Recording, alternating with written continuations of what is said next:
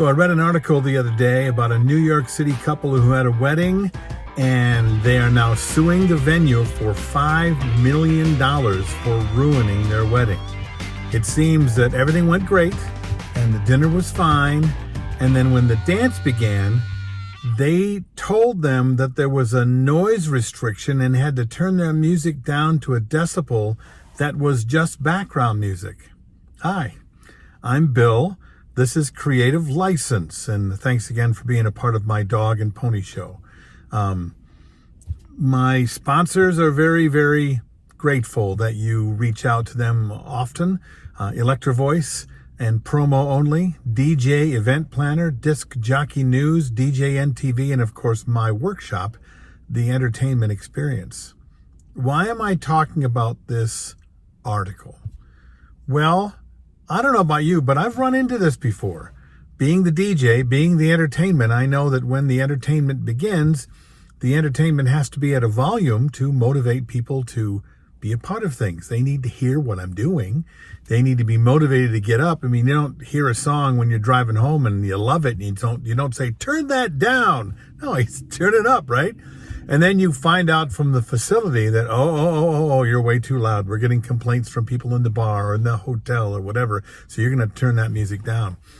Or when you're doing barn weddings, and there's been lots of barn weddings, they have this noise ordinance in the town they're in. There's not another piece of property within miles, but they're worried that their neighbors are going to complain if the volume is too loud. Well, having too loud a volume is an issue. I mean, some DJs, some bands, some entertainers, they just don't understand that volume doesn't necessarily mean energy, but you do need to have it turned up, right?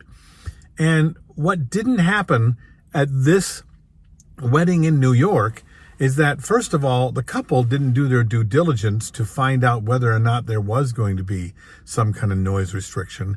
But as a guy who does this for a living, I would say it's also the DJ or the band or whoever the entertainment was and their responsibility to reach out to the facility and find out if, in fact, they have a thing like this. Now, there's not a lot of them, so we don't, right? But it is now a thing I check on a regular basis about volume restrictions, noise restrictions, different restrictions like if I can bring confetti or if I can bring in smoke machines or mist machines for the lighting, or what I can put in there, what I can't put in there, because finding out the day of the event is not cool, right? And the couple not finding out into the event, that's a really big deal. But what's going to happen is if you find out, then you have to have a contest of wills with the facility, and or you need to bring in the venue to be the bad guy. Because look, if I get my music turned down by the venue, they're not yelling at the venue immediately. They're yelling at me. And then I got to be like a child and say, it's not my fault, it's his fault. Whereas if I was smart, I would know what kind of things to look for. I would tell my clients, have you asked the venue if they have noise restrictions? Have you asked the venue if it's going to be a problem that I need to be set up at a certain place or I can set in at a certain time? I mean, I've had those places that the last minute tells me that I have 45 minutes between the time that guests begin to arrive and when I can set up. And to find that out the day of the event, that's just, in my estimation, irresponsible of me.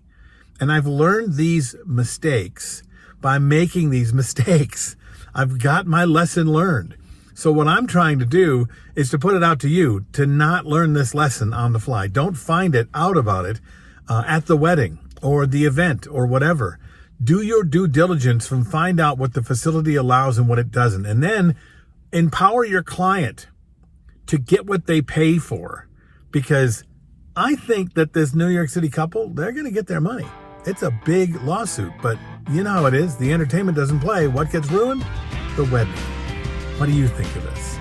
Write your comments below. Did you see the article? Did you have a different take? I'm Bill. This is Creative License, and I'll see you next week.